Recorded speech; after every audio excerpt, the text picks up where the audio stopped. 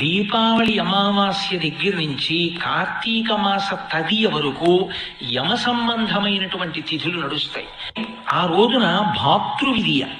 యమధర్మరాజు గారికి ఖాళీ ఎక్కడ ఉంటుందండి? ఎంతమందిని పడగొడుతూ ఉండాలి ఆయన. కాబట్టి ఆయన చెల్లెలింటికి వెళ్ళేవాడు కాడు. చెల్లెలంటే ప్రేమే. సూర్యుడి యొక్క కొడుకు యముడు, సూర్యుడి యొక్క కూతురు యమున.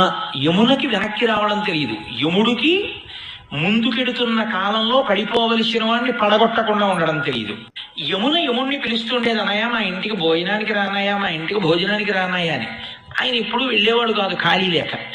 ఆయన చెల్లెలింటికి భోజనానికి వెళ్ళాడు, సపరివారంగా వెళ్ళాడు.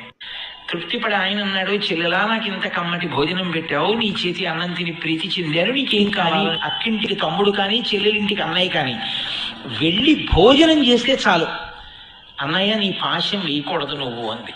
ఆయన అన్నాడు, తప్పకుండా వెయ్యను.